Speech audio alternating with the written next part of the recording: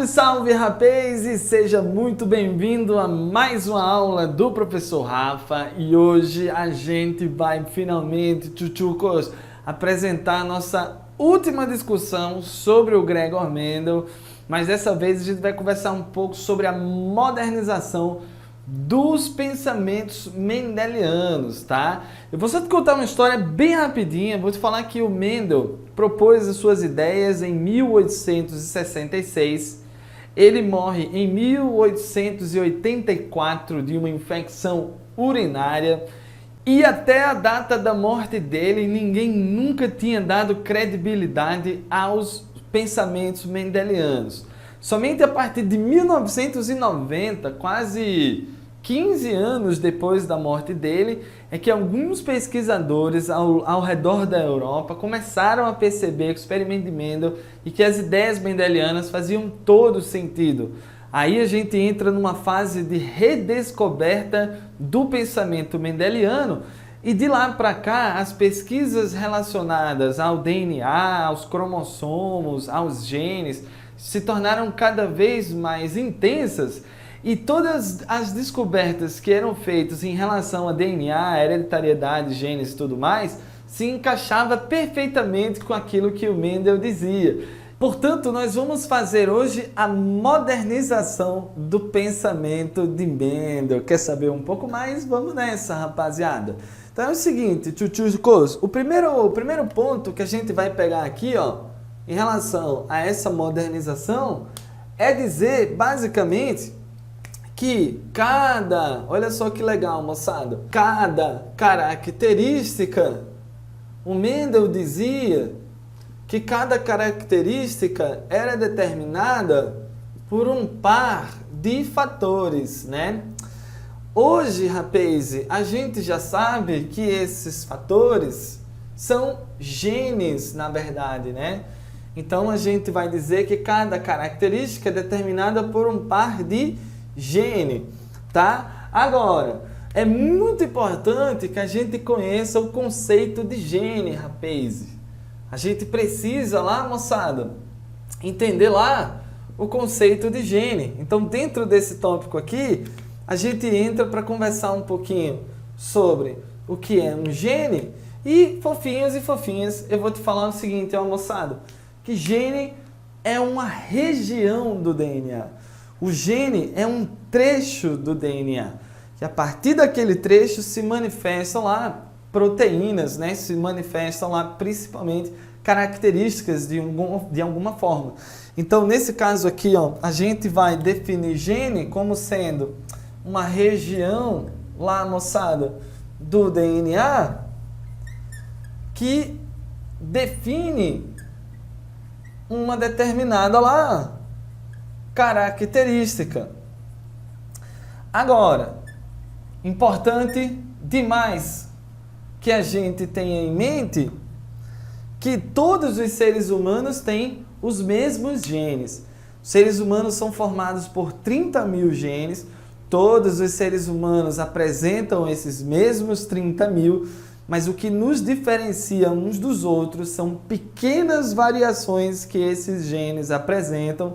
Essas pequenas variações possíveis, elas são chamadas de alelos. Ah, meu amigo, alelo. Rafa, o que é mesmo um alelo? Ô, tchutchuco, vou colocar para você aqui, ó, uma definição bem simples do que é um alelo.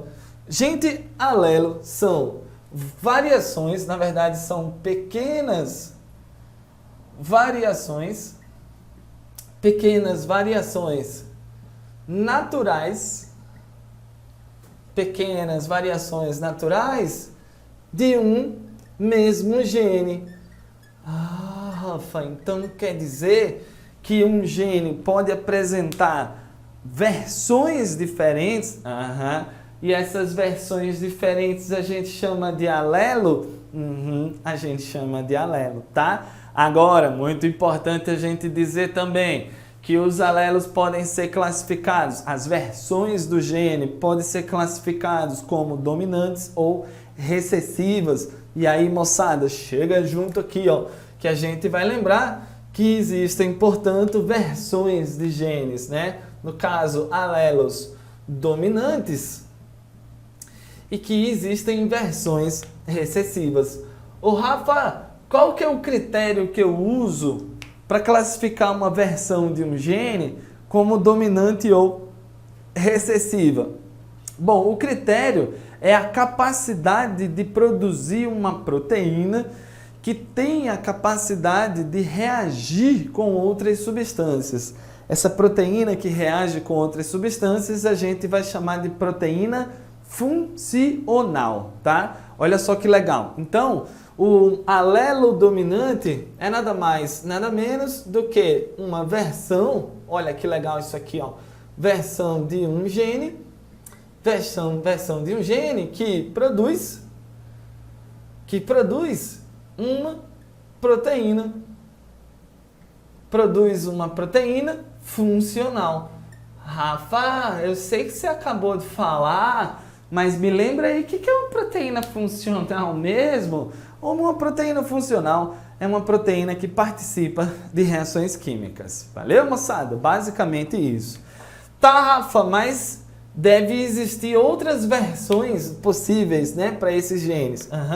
Essas outras versões são chamadas de recessivas.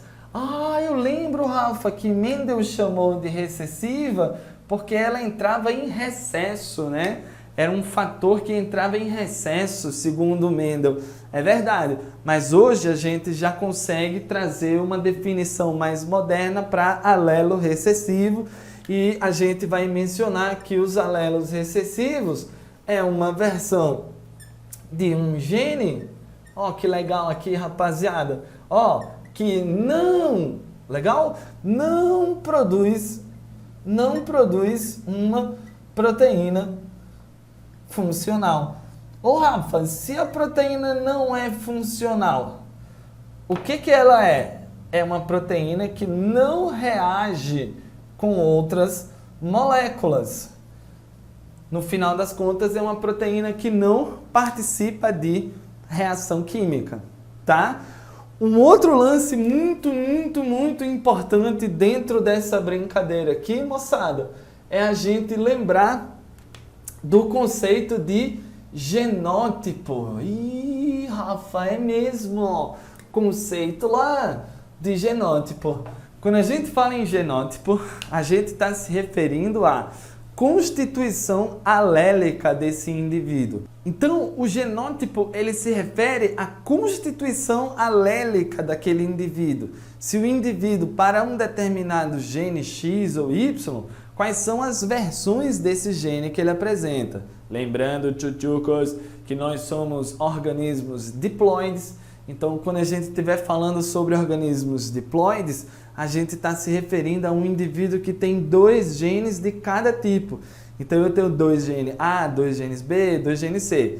E aí eu preciso saber quais são as versões do gene A que eu tenho. Eu tenho uma versão dominante e outra dominante, eu tenho uma versão dominante e outra recessiva.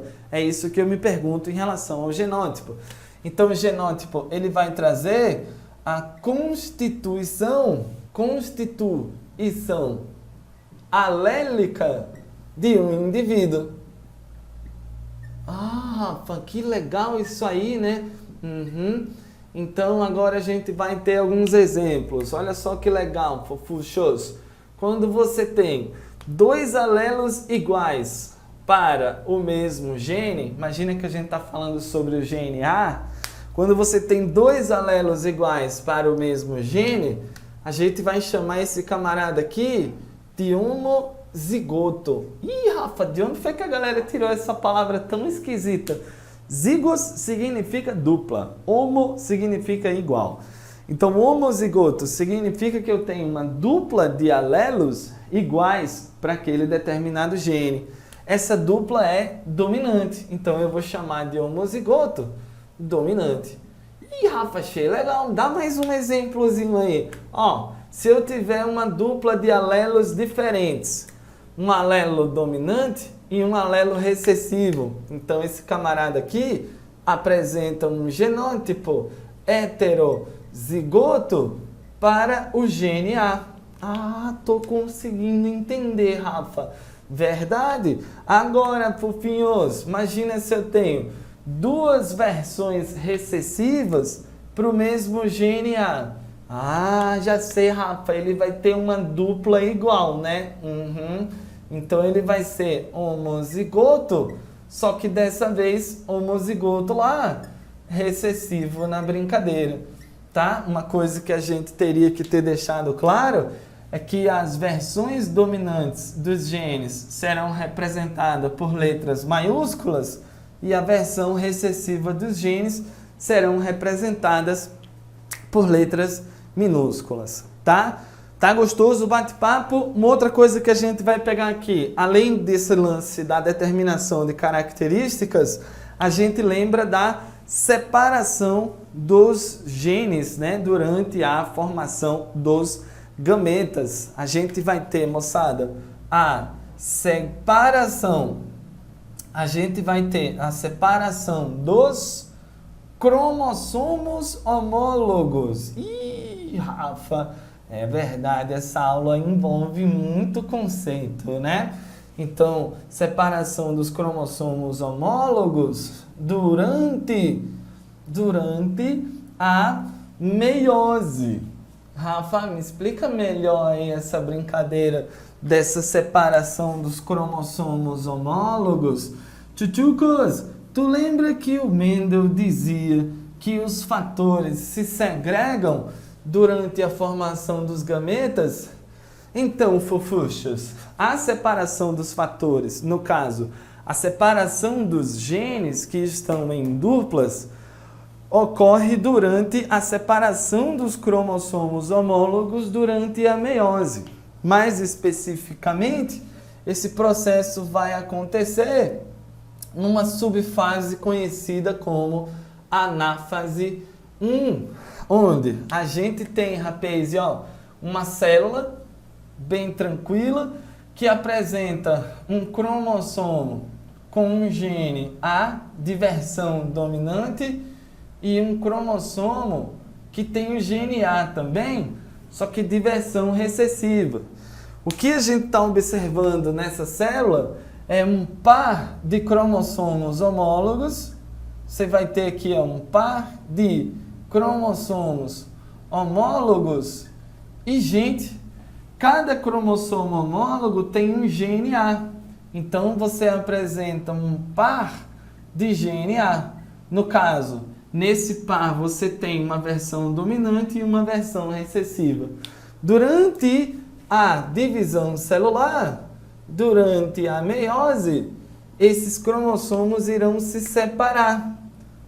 E aí, ó, você vai formar duas células, cada célula apresentando um daqueles cromossomos homólogos. E aí agora, rapaziada, o que você vê aqui? Você vê as células filhas apresentando apenas um cromossomo lá da dupla. Então, aqui a gente está vendo células com um cromossomo lá de cada tipo.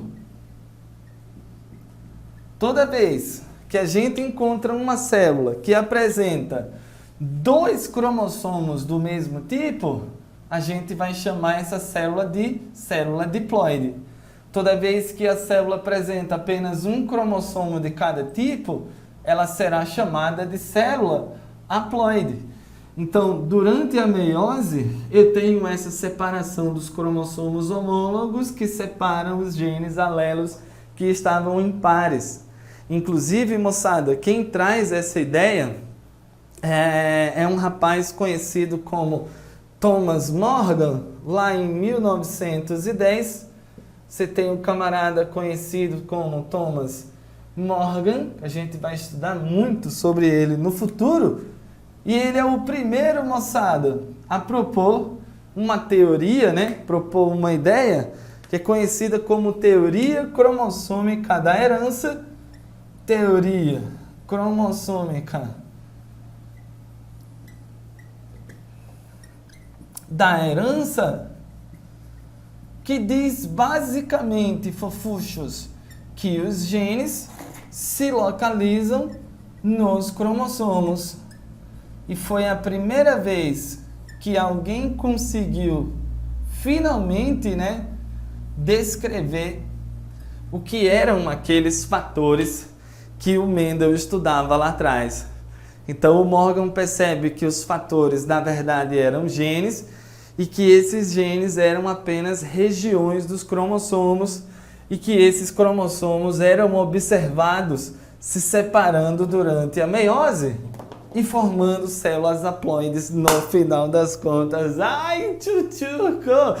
Ei, essa aula aqui, ó, é uma das aulas mais importantes da biologia inteira, que é quando a gente finalmente consegue entender esses conceitos importantes de gene alelo, de genótipo rapaze, cromossomos homólogos. Então é uma aula fundamental que vai te ajudar demais a entender todos os outros assuntos daqui para frente. Valeu? Então a gente vai ficando por aqui.